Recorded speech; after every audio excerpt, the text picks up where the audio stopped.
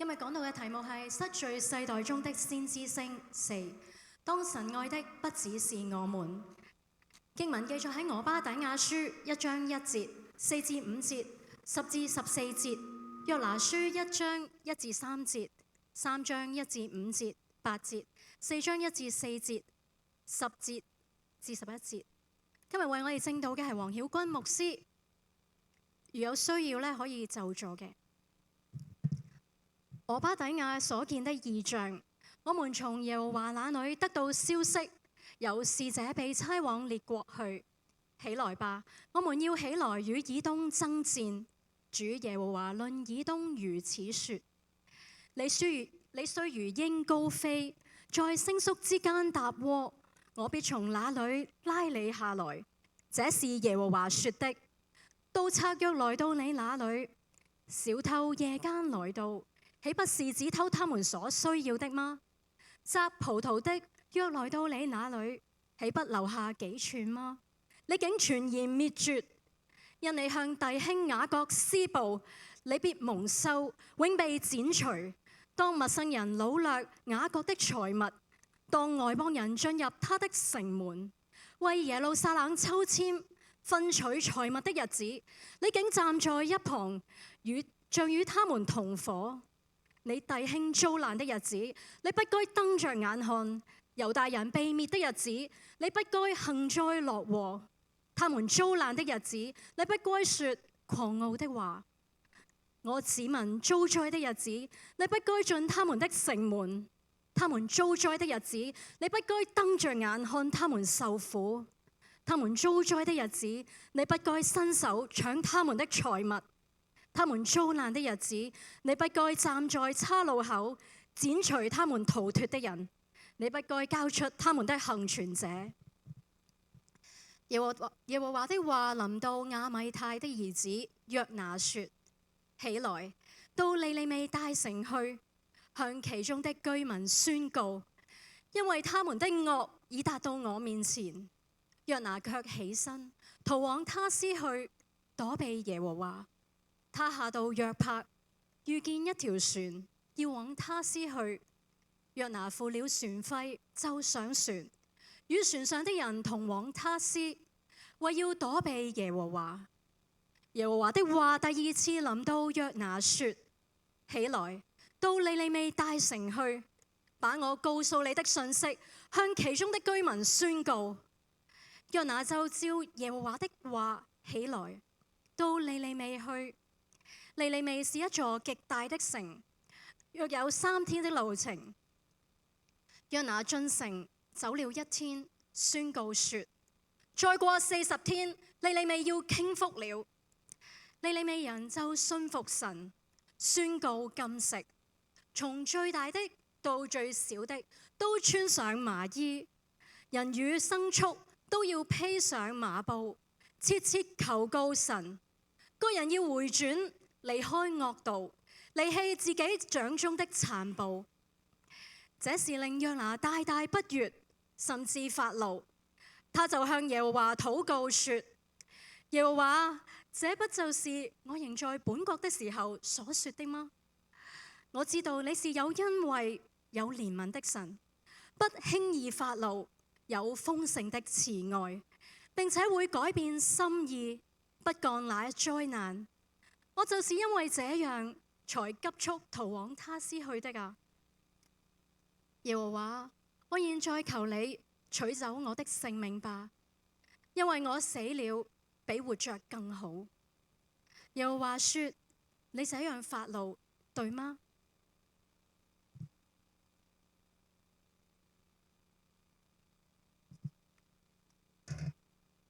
耶和華說：這幅綠麻，你沒有為他操勞，也不是你使他長大的。他一夜生長，一夜枯死，你尚且愛惜，何況這尼尼微大城，其中不能分辨左右手的，就有12萬多人，還有許多牲畜，我豈能不愛惜呢？經文讀畢，各位請坐。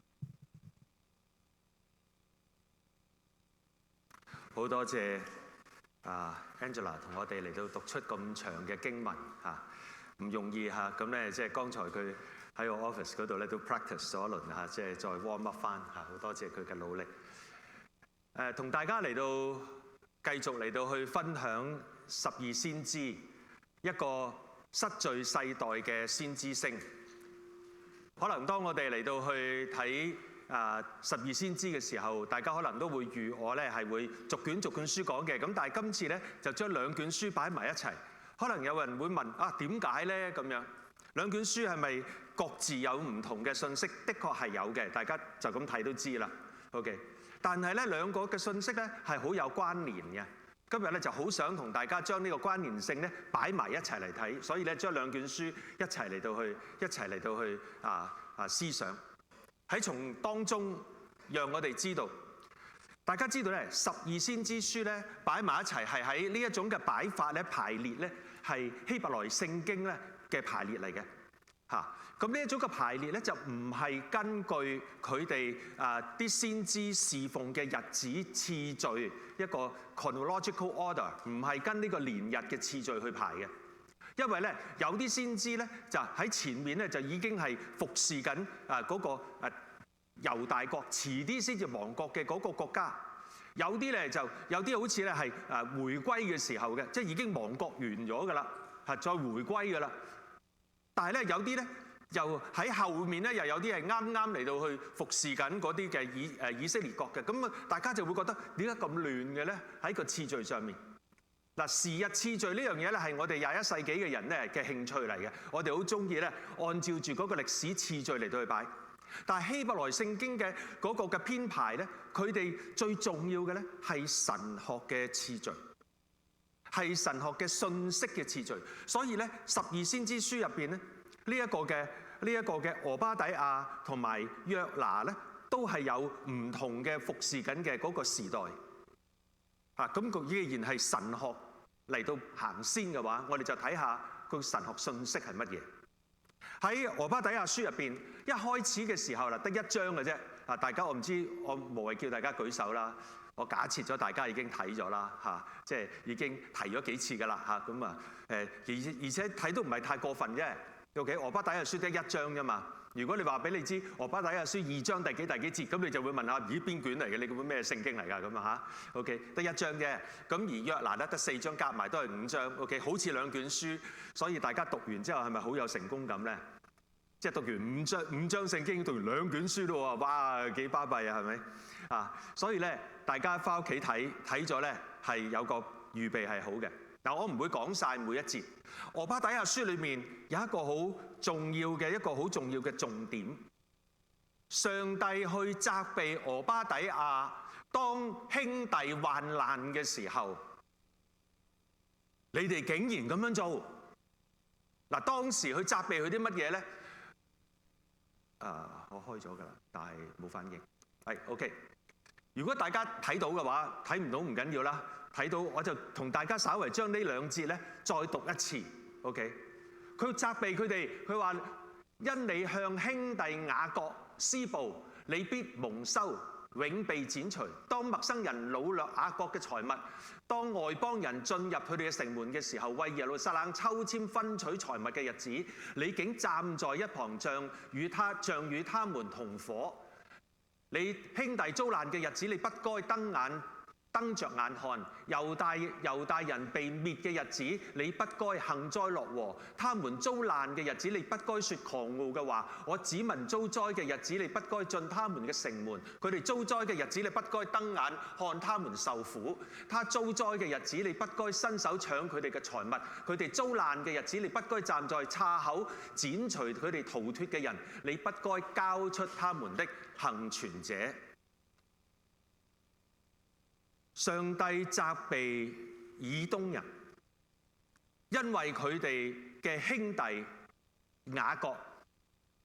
嗱，先知提咧好特別嘅，係話佢哋係兄弟，但係其實佢哋兩個咧可以話咧，如果用今日嘅説話咧，就係兄弟幫啊，即係兄弟嘅邦國。OK， 呢一個嘅佢哋之間係咩關係咧？以東人嘅祖先就係以掃。以掃同雅各咧係兩兄弟嚟嘅。如果大家睇創世記嘅時候就知道呢兩兄弟嘅故事。咁呢個就留翻俾大家翻去 depth 啦，真係創世記真係好好睇嘅。我同你講，你出唔到埃及我唔怪你嘅，但係創世記你一定要睇完。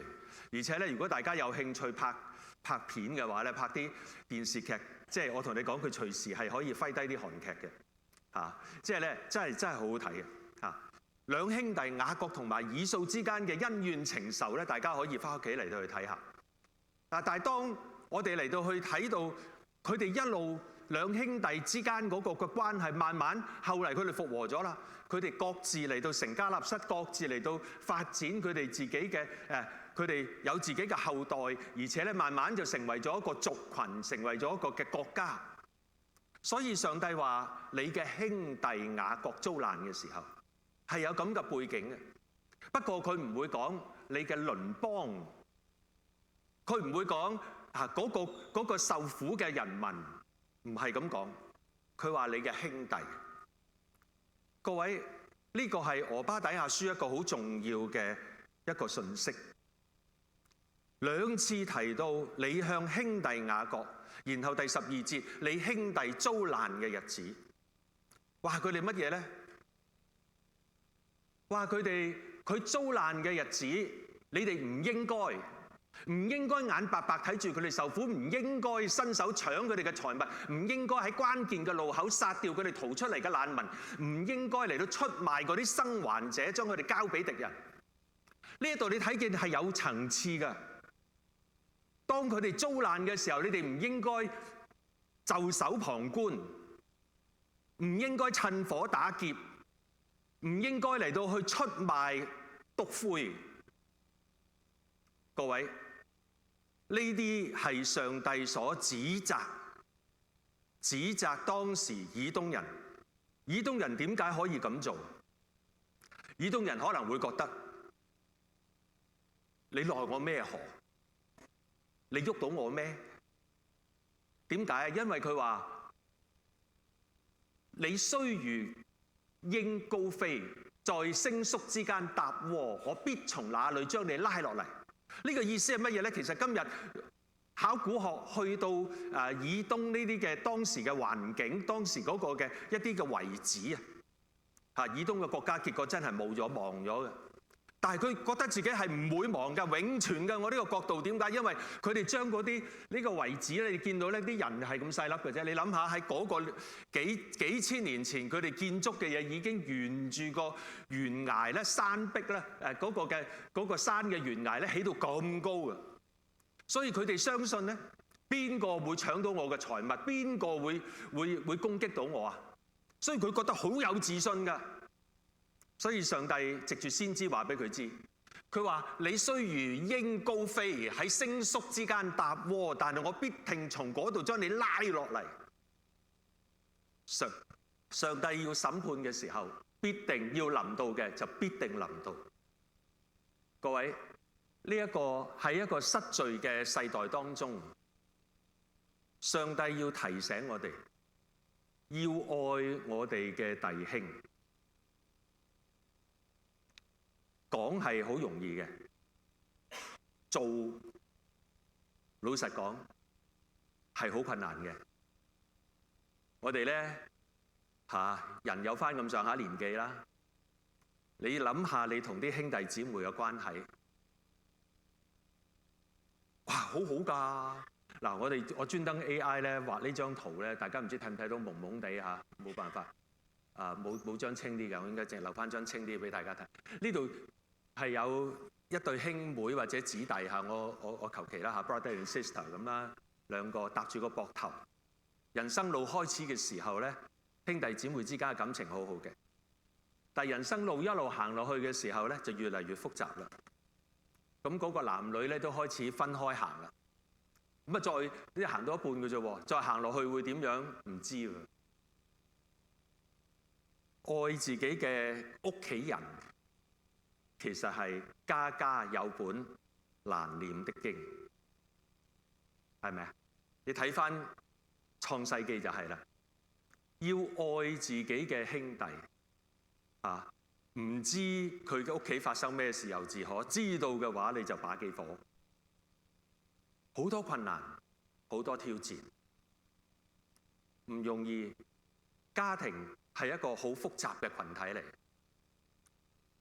聖經喺呢度唔係否認呢啲嘅複雜，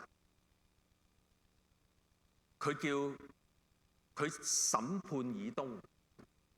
第一，佢唔係叫佢完全冇界線，佢都係承認緊嗰個係另一個國家啦。After all these years， 但係唔好落井下石啊！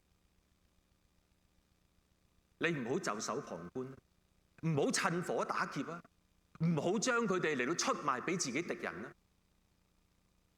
得唔得啊？呢個可能我哋要諗翻我哋自己嘅家庭。聖經裏面對骨肉之親咧係好多教導。摩西為到佢帶出嚟嘅子民，佢寧願佢嗰班子民的確係得罪神㗎，但係摩西係為咗呢一班嘅子民，佢祈求上帝。呢一班子民好頑梗㗎，到一個地步激到摩西嘔血㗎。如果用今日嘅説話嚟講，但係摩西為佢哋禱告，佢話為咗我骨肉之親，就算你將我嘅名字從生命冊上面抹去，我也願意。保羅喺新約入邊都同樣嘅嚟到為到佢嘅骨肉之親，寧願重返耶路撒冷。佢明知道翻去係會俾人綁㗎啦，但係佢為咗佢嘅骨肉之親猶太人，佢仍然願意。各位弟兄姊妹，呢個係我哋俾我哋有個反省。冇錯，喺一個家庭入邊係好複雜嘅，但係無論任何一個嘅階段，我哋都係可以嚟到去限制嗰個傷害，甚至乎彌補中間嘅裂痕。呢一個係創世記入邊嗰啲兄弟故事。創世記入邊好多兄弟故事。第一個兄弟故事就係人類第一宗嘅謀殺案，該人殺咗亞伯。但係兄弟嘅故事去到結尾嘅時候，最美麗感人嘅係約瑟同嗰個曾經想殺咗佢，冇殺到，但係更毒嘅將佢賣咗去做奴隸。嗰11個兄弟復和唔係容易㗎，但係你起碼能夠寬恕。你話我未做到復和，但係你起碼能夠做到寬恕。寬恕係從你自己嘅心底裏面做。可能對方仲未改，對方唔肯認自己錯，但係我哋嘅責任喺我哋嘅內心裏面要做到呢種寬恕。呢個話題可能更加長，不過我好想再回到我哋嘅主題，喺一個失序嘅世代當中，我哋係一個嘅充滿咗罪惡、好多 ridiculous 嘅事情發生。但係各位，讓呢啲事情能夠成為彰顯出上帝俾我哋呢個吩咐。啱啱大家頭先我哋禱告都為到安省西北部嘅火災嚟到禱告。2日前我先收到一個 note， 就話我哋會有人會搜集一啲物資，然後運上去嗰啲嘅火災嘅地方災場。我前日收到，尋日就已經話唔好再拎嚟啦，夠啦咁。我好感恩啊。OK 啊，雖然我心裏面就覺得可能佢哋預嘅貨車實在太少啦，可能佢哋唔好夠位送啲嘢嚇，唔緊要，咁啊等睇下下一輪會唔會有其他人去做啦，嗰陣時再通知大家。但係你起碼咁短嘅時間，我唔知道邊啲係donor，邊啲人係捐出呢啲嘅物資，我唔知道。可能係華人，可能咩人都有，唔緊要。重要嘅地方係一呼百應，嗰啲係原住民，係有需要嘅人。我好感恩，甚至乎喺美國都有啲嘅政客呢個係我哋嘅安省省長講嘅。OK， 有啲嘅政客係打電話俾我成日都搞錯兩個個名 ，Rob Ford 係咪啊？Doug Ford sorry， Rob 係過咗身嗰個佢細佬啊，我仲未曾忘記呢個人。阿 Doug Ford，OK， 佢自己講嘅。佢話美國有啲嘅政客打俾佢，話俾佢知，問佢有冇啲需要可以喺佢哋嘅美國一啲州郡度運一啲嘅救火嘅工具啊 ，send 一啲人過嚟等等。佢話當美國喺嗰個嘅 California 嗰度有火災嘅時候，同樣加拿大都會打電話去問佢哋，問候佢哋，然後送一啲嘅物資或者送一啲嘅人去幫手救火。呢啲先係兄弟啊嘛。但係當然同時間大家都會諗起某一啲嘅政客，我連名都費事提佢啊。無謂提啦，污糟咗我把口即係要話你冇好好地 take care 你個森林，所以搞到大火要收你稅啊！真係呢啲你大家知道啦。現實上面就有人落井下石㗎啦，現實有人俾佢趁火打劫啊！但係唔好抹殺呢個世界上面的確係有人係做緊一啲感動人心嘅事情，我哋就按照呢個係上帝嘅吩咐嚟嘅，呢個係基督徒應該要表現出嚟嘅一種嘅人民嘅氣質嚟嘅。如果你話俾我聽，未信耶穌嘅人會係點，我見到未信耶穌嘅人好慷慨喎，反而嗰啲自 claim 做係基督徒嘅政治領袖，卻係做緊一啲令人哋不齒嘅事情。各位，讓我哋嚟到神嘅面前，我哋再一次嚟到問，尤其是喺一個流散嘅時代，我自己自問係一個流散嘅，我自己都係一個40年前已經流散咗㗎啦，流咗過嚟加拿大。我當時冇諗住流散嘅，不過嗰陣時係過嚟讀書，後嚟選擇咗喺呢度。40年之後即係我係一個堂堂正正嘅加拿大人但係各位，我希望提醒大家，你問我嘅話，我亦都覺得喺聖經嘅裏面係話俾我知，我嘅身份可以有唔同嘅身份。最重要嘅，我係天國嘅子民。我要活出嘅係天國子民嘅嗰種嘅質素，係聖靈嘅果子。呢個係最重要嘅，唔需要俾自己某一種嘅身份嚟到限制咗你。我可以唱加拿大國歌，我見到加拿大攞獎，即係見到佢輸波，我都有少少，都算係咁啦，都打到咁多咯都唔錯啦。我希望佢下一場好，即係下一次世界盃好啲啦。係都有少少肉痛喎。如果佢能夠打入8強等等，我就更加開心啦。你問我有冇呢一種嘅對加拿大身份嗰種認同咧？我有嘅。但係我會唔會因為呢樣嘢我就忘記咗我頭18年嘅身份咧？香港人。有人話俾我知佢係香港人點咁樣，咁我即係我笨下佢，咁我係咪啊？你當我唔係咁佢話係你都係各位，過去呢一段嘅時間，過去呢幾年移民潮呢一個嘅俾香港人嘅移民快速通道喺嚟緊8月尾就結束啦。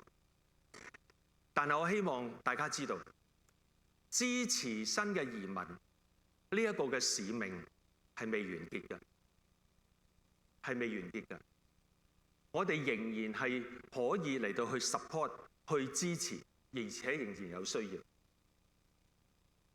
等候緊 PR 嘅，仍然有好多喺度等候緊，無了期咁。佢哋好需要支持。我好感恩。有一對 couple， 佢好早嚟係即係算係頭一批，好快脆去搞掂咗 PR。佢好開心咗嚟同我講：牧師，我搞掂咗啦，不過唔好同人講，我唔想令到未等到嘅唔開心。好 considerate， 唔會因為自己得到安樂或者得到一種平安，就忘記咗仍然在等候當中嘅朋友。你知唔知道？當我哋等候緊呢一個嗰陣時，都仲未曾有 Stream AB 呢個 plan。有一間教會有個牧師打電話俾我，佢係國語教會嚟嘅，佢教會淨係做國語人嘅啫。OK， 喺個埠仔入邊，佢話 Pastor Brian 啊，我哋班長老咧好想幫香港人，我哋有咩辦法咧？我哋教會淨係做國語人嘅，即係大陸啊、台灣啊等等。但係佢話，當佢哋啱啱移民從中國大陸、台灣、東南亞等等地方啱啱過嚟移民嘅人，佢話係香港人幫咗我哋，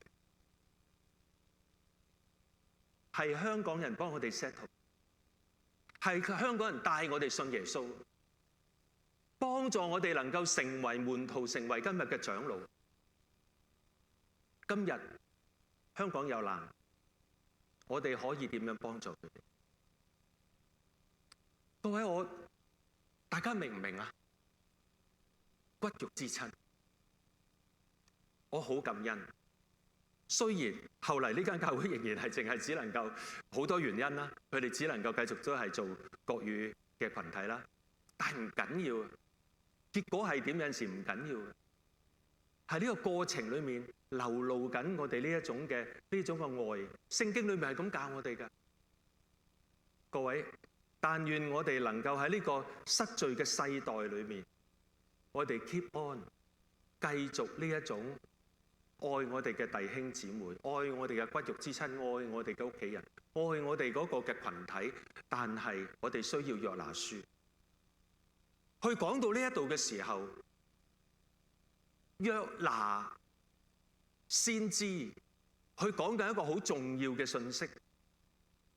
俄巴底亞先知嚟到去責備以東，帶出一種嘅信息，就係你要唔可以嚟到去忽略你自己嘅兄弟，但係同時約拿你唔好 bias。約拿係一個咩人？如果大家有睇嘅話，你就知道約拿係一個愛國先知嚟嘅。約拿係一個如果大家有睇到一陣間再同大家睇嗰段嘅經文，但係上帝嘅呼召臨到佢嘅時候，佢走佬啊！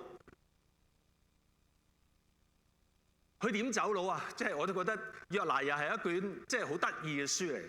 OK， 耶和華嘅話臨到亞米太嘅兒子約拿說：起來到尼尼微大城去，向其中嘅居民宣告，因為佢哋嘅惡已經達到我面前。約拿卻起身逃往他施去，躲避耶和華。他到了約帕，遇見一條船要往他施去，約拿付了船費，就上船，與船嘅人與船上嘅人同往他施，為要躲避耶和華。兩次一節嘅裏面，兩次提到躲避耶和華。躲避耶和華乜嘢啊？有陣時我哋搞錯咗以為咧躲避耶和華去叫佢做先知，叫佢去咧做下傳道人、做牧師，所以佢走佬。唔係，約拿一早已經係先知嚟㗎啦。之前佢已經係先知嚟㗎啦，所以佢唔係躲避耶和華嘅呼召叫佢做先知，係躲避耶和華叫佢去向嗰啲敵人尼尼微城嘅人，係亞述嘅一個嘅其中一個嘅國家，係強國嚟嘅。當時嚟講，對以色列國係一個好大嘅威脅，所以約拿巴不得上帝降災滅咗尼尼微城，哇！咁就呢個軍事嘅威脅就冇咗啦。佢係一個十分之愛國嘅一個先知，但係上帝叫佢話俾佢知，你去嗰度嚟到去講道，佢唔肯去，佢走佬。後嚟故事發展落去，佢走佬上船，結果佢就自己叫人掟佢落海。上帝要喐我啫，唔喐唔關你哋事嘅，抌我落去就冇事。真係抌咗落去之後，啲就風平浪靜。上帝揾條大魚掟咗佢。嗱，呢個古仔真係好搞笑啊。OK，咁你間再仔細啲嚟到去講。後嚟佢真係聽話啦，向尼尼微城嘅人嚟到去講道啦。講個堂道幾長啊？今日咧即係都要成為我效法嘅對象嚇。講5個字，唔係25分鐘，係5個希伯來文。你哋唔悔改就玩完㗎啦，咁就講完㗎啦。即係所以咧，如果即係牧師學講道，即係學佢嘅就真係着數 OK 啊！收講員費又照收喎啊！即係我講完，如果去做客座講員 OK 咁短，但係好有效，全城嘅人都悔改，連啲牲畜都悔改。啲牲畜唔單止披麻，後來再講佢個悔改都包埋講埋係牲畜悔改。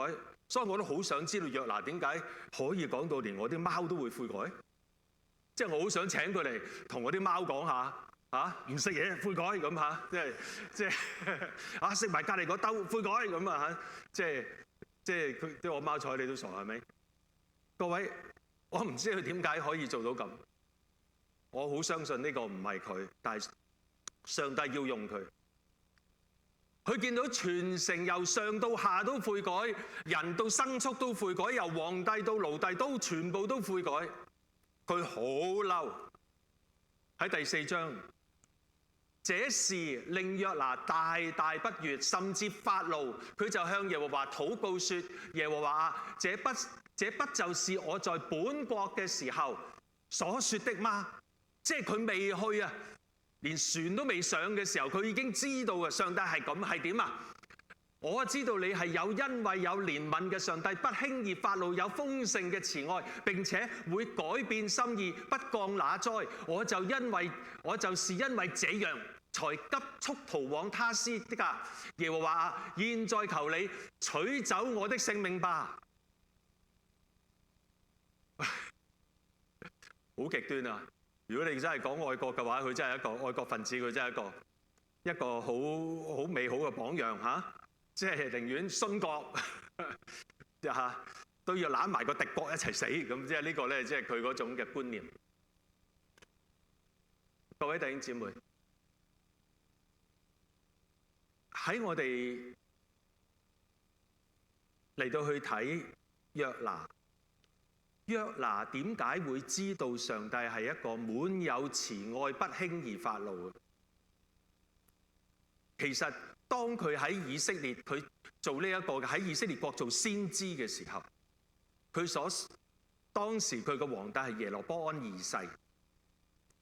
聖經嗰度講，喺列王記下嗰度講話俾我哋知道，耶羅波安2世係一個邪惡嘅君王。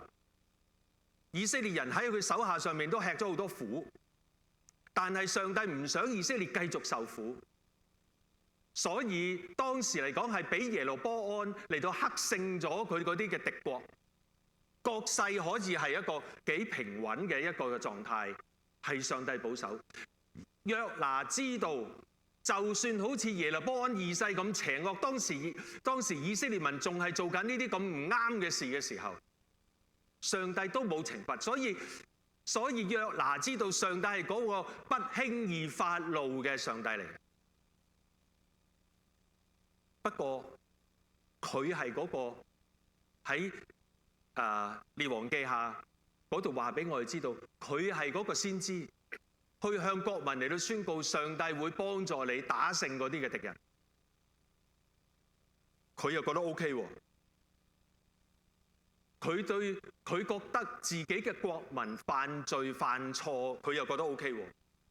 上帝憐憫佢自己嘅國民嘅時候，佢完全冇怨言喎。佢認識到呢個上帝係點喎。但係當上帝用緊同一種嘅憐憫嘅心腸嚟到對待敵國嘅時候咧，佢就寧願死咗佢喎。各位，你明唔明白民族主義嘅問題喺邊度？就係睇唔到我哋自己國家嘅人民嘅軟弱，錯都話係啱，只要佢發就得啦，只要國家經濟強盛、軍事強盛就得啦。我哋忘記咗真正一個愛國嘅人，係應該要話俾呢個國家嘅人民聽，佢哋犯罪得罪神，要悔改。真正愛國嘅人係能夠勇於嚟到話俾自己國民聽，我哋咁樣落去係會觸怒上帝。各位弟兄姊妹，只有俄巴底亞書而冇約拿書嘅話，我哋就睇唔到上帝原來佢雖然佢係滿有慈愛、滿有憐憫，甚至乎叫我哋愛我哋自己嘅兄弟姊妹，但係同時間佢亦都要話俾我知道，上帝都愛嗰個嘅異國甚至乎敵國嘅國民。呢個對我哋嚟講好大嘅提醒嚟嘅。我哋今日係一個好分化嘅時代，我哋對敵人，我哋巴不得恨之入骨。各位，讓我哋嚟到再從呢個約拿書稍為睇多少少。約拿書第1章，佢好仔細咁樣嚟到形容，當約拿逃往他施嘅時候，佢走咗上隻船嗰度。佢 pay the ticket 俾錢，然之後跟住嗰個喺個船上面，所有其他人都係拜偶像，其他嘅異國嘅人嚟嘅。但係你仔細睇下，其實呢一班人都幾可愛嘅。喺臨死嘅時候，啲大風大浪臨到嘅時候，佢哋各自去拜佢哋自己嘅神。然之後咧，即係嗰個嘅約拿咧，就喺個船艙嗰度瞓覺。後嚟約拿見到佢哋，你哋驚得咁交關，話俾你知啦，搞起呢一場嘅風浪嘅係我嘅神，佢要揾嘅嗰個係我，你將我抌落海啦。咁嗰啲同船嘅嗰啲水手咧，就真係諗住抌佢落海，但係咧，佢抌佢落海之前咧，佢哋一齊去求拜約拿個神喎。佢話你唔好怪我哋唔想㗎。於是求完就抌佢落海啦。我都覺得幾得意。呢個睇到佢哋其實係一班敬畏神嘅人，睇到佢哋係一班好單純 ，OK 係神都拜。當然喺我哋嘅立場嚟講，神學裏面就覺得係神都拜呢個唔啱嘅。但係你睇到佢哋敬畏，佢哋知道自己嘅操守係會觸怒神，所以佢哋求寬恕。相反，約拿係嗰個唔順服，雖然佢認識神，但係佢逆上帝旨意嘅人。呢個係一個好大嘅對比嚟。有陣時我哋會唔會從一啲世界上面，甚至乎一啲嘅未信主嘅朋友，佢哋嘅生命裏面，我哋體會到一啲嘢，甚至乎我哋能夠從我哋嘅敵人嘅身上面嚟到睇到一啲人嘅美善咧。我記得好多年前我返香港我唔知有冇講過呢個好短嘅一件好瑣碎嘅事。我返到香港之後咧，我當時有個牧師朋友咧，就都係返咗香港，咁我打電話去，我一到步打俾佢，你諗下我哋幾老友係咪？喂，到咗啦，咁到咗啦，係啊，點啊？幾好嘛？伯母幾好嘛？咁我就話幾好啊。不過佢好煩咯，成日叫我去拜祖先咁。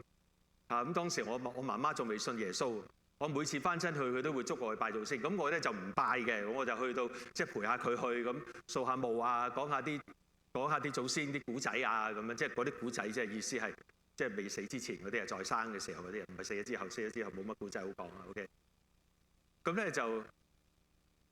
我就覺得佢好麻煩但係我呢位牧師朋友其實係我長輩嚟，佢話 This is how she loves， 呢個就係佢愛嘅方法嚟㗎啦。對我嚟講係一個好大嘅提醒嚟㗎。我哋通常咧，我一聽到要拜祖先咁，我就想堆我嗰堆嘅神學啊、屬靈經驗啊嗰啲咁嘅，即係嗰啲基督徒即係例牌會講嘅嘢。但係我好少從佢嘅角度，即係我媽媽嘅角度嚟到去睇返佢嘅動機係乜嘢，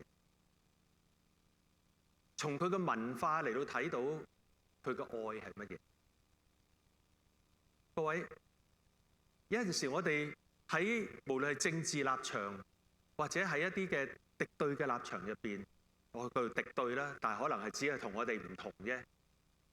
我哋能唔能夠去睇到其實佢哋都有佢哋美善嘅地方？唔需要睇嗰啲政客啦嚇，佢哋面對住個鏡頭講嗰啲嘢，有陣時都唔知道邊句真邊句假，唔需要嘅。就係我哋嘅弟兄姊妹，就係一啲同我哋政見唔同嘅人，我哋可唔可以睇到佢嘅美善？試過有一位嘅德國嘅長官啊，佢係當年係德軍，有份屠殺猶太人嘅。後嚟德軍投降之後，佢都被判監啊，坐咗10幾年監。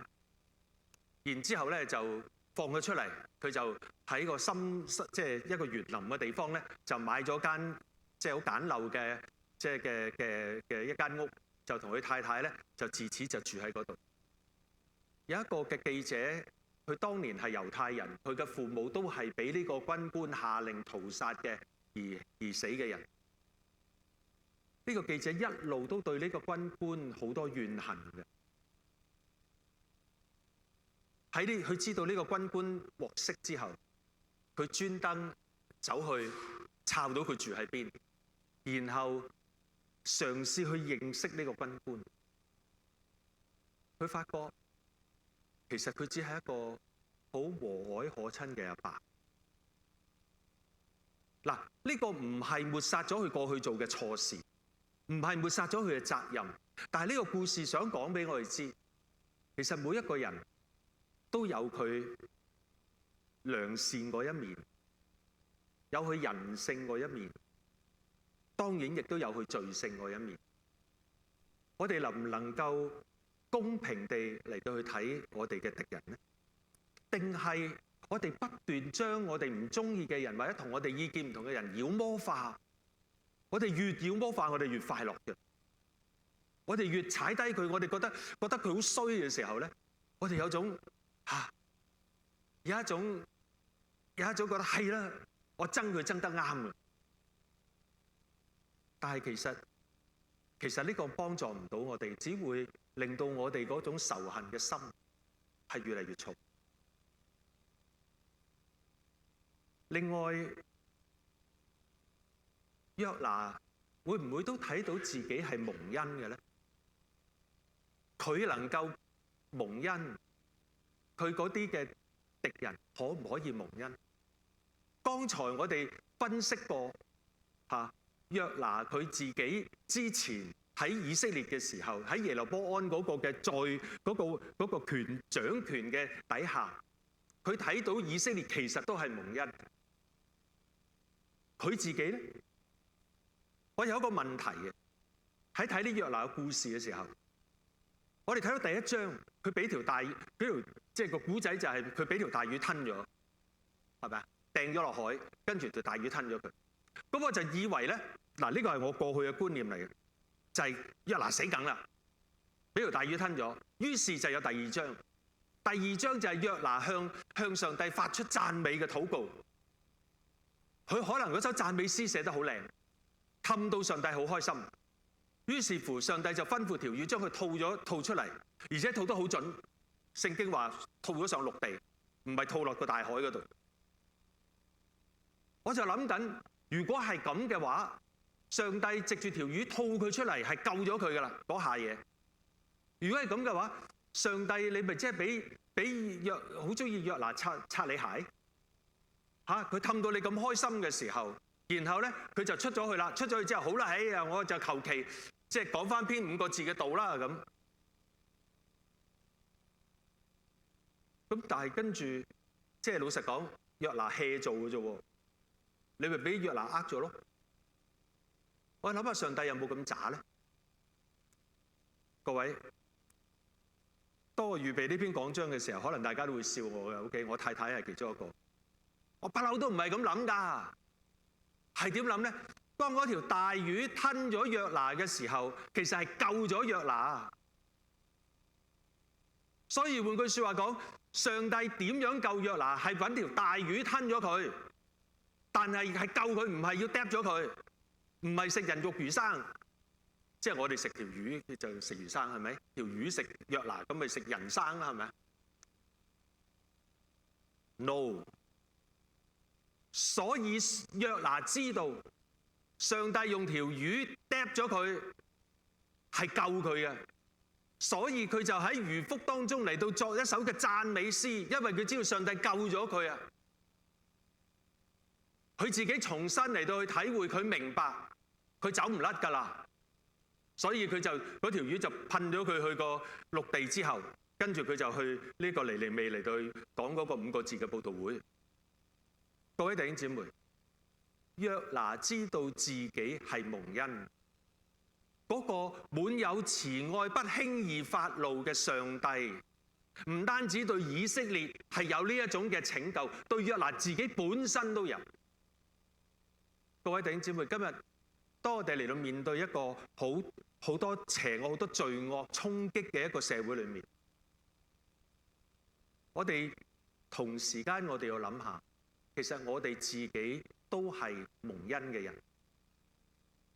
讓我哋嚟到神嘅面前，我哋認識自己，我哋越認識自己，我哋知道我係犯罪，我係得罪神，但係我係得蒙上帝嗰個寬恕，得蒙上帝嘅拯救，我都係蒙恩嘅人。所以約翰加爾文講 ：The more you know yourself, the more you know about God。你越認識自己，你越認識上帝。我哋越認識自己係罪人，我哋越明白上帝嗰種嘅恩典。我哋點可以限制上帝嘅恩典？最後放低我哋自己一啲嘅偏執，活喺世上面，我哋最緊要學嘅係點樣順服上帝。嗱，呢個唔容易嘅事。有陣時我哋自己係會有執着，不過我想同大家講，上帝既然有恩典有憐憫，我哋就讓上帝做上帝。Let God be God。有好多嘅事情，我哋嘅責任就係做我哋要做嘅嘢，唔好太多估量，唔好太多嘅推敲，唔好太多嘅估計。我哋好中意嘅，當移民潮嘅時候，好多嘅教會都考慮會唔會歡迎新嚟嘅移民呢？我喺嗰啲嘅會議入邊，有陣時聽到我有少少火滾，即係有啲計算啊。不過感謝主，嗰啲教會都突破到一啲自己嘅計算。我諗站在一個領袖嘅立場，可能佢哋都需要計算下嘅，即係計算下個代價，計算下嘅影響啊咁。但係 the end of the day 到最後，教會係神嘅，我哋就按照住上帝嘅性情嚟到讓上帝掌管教會。今日當我哋嚟到去愛各位，你知唔知道今日當我哋嚟到話要去愛教會，傳福音俾我哋唔識嘅人我哋可能甚至乎同我哋嘅族裔唔同嘅人，你知唔知我哋都俾人 label 㗎？但有一句説話咧，我諗我哋要小心講嘅。OK 我哋而家呢個社會因為好多好極化個社會，好容易標籤人，呢啲就左膠，嗰啲又右膠。我好少聽右膠，左膠俾人話得多啲。我哋真係用上帝嘅性情咧嚟到去做事，但係到最後係乜嘢？教會最後唔係做 social work。2卷嘅書信都話俾我哋知，到最後係引領人悔改。其實如果約拿能夠諗深一層，上帝嘅寬恕帶嚟嘅係悔改，佢唔單止再冇如果打敗咗或者上帝懲罰咗尼尼微城嘅人，可能佢冇咗一個國家。上帝佢話12萬嘅人左右手未識分嘅意思係乜嘢？除咗嗰啲12萬係細路之外嘅，就係12萬嘅人，佢哋連嗰個嘅對與錯都未識分。我點能夠喐手咧？仲有嗰啲嘅牲畜啊！呢句説話我就即係覺得係好有啲玄妙嘅。上帝連牲畜都咁愛，所以我都覺得我啲貓係好幸福嘅。但係除此之外，上帝嗰種嘅憐憫，嗰種嘅愛帶嚟嘅係乜嘢？係全城悔改。各位，教會唔係做 social work。當然我哋可以服侍呢個社區，但係最終引導到嘅係人能夠歸向上帝。今日加拿大嘅社會唔單止我哋需要多啲教會，唔單止需要多啲信徒，係更加需要嘅係多啲願意悔改嘅人啊！各位弟兄姊妹，如果你大家想象下，如果我哋只係更多嘅教會、更多嘅信徒，但係唔係悔改嘅人，係一件好恐怖嘅事嚟，你知唔知啊？如果個個都好似約拿咁敵擋神嘅話，我同你講好恐怖。如果個個都係唔係好似約拿咁，唔明知道上帝係嗰個滿有慈愛嘅、滿有憐憫嘅、不輕易發怒嘅，但係你講我唔中意啊！呢個世界嘅教會好恐怖嘅，各位。我哋要引導人嘅唔係淨係去 serve 佢哋，唔係淨係讓佢哋得到衣食嘅需要得到解決，而係引導佢哋悔改歸向神。無論係我屋企嘅兄弟姊妹，無論係我哋嘅親朋戚友，有仇嘅冇仇，我哋對佢哋嘅愛要帶嚟嘅係佢哋悔改。無論係我哋嘅唔識嘅國家、唔識嘅民族、唔識嘅族裔、唔識嘅同事，或者甚至乎會威脅到我哋嘅，各位引導佢哋悔改，豈唔係更好咩？我哋一同低頭禱告。因主，我哋嚟到你嘅面前，我哋求你幫助我哋，讓我哋有你嘅胸襟，讓我哋有你嘅本性。主啊，改變我哋，讓我哋能夠成為引導人悔改歸向你嘅教會，讓我哋能夠成為服侍更多人喺呢個世代裏面成為鹽、成為光嘅教會。主，讓我哋每一個信徒都順服喺你嘅引導底下，奉耶穌基督嘅名，阿門。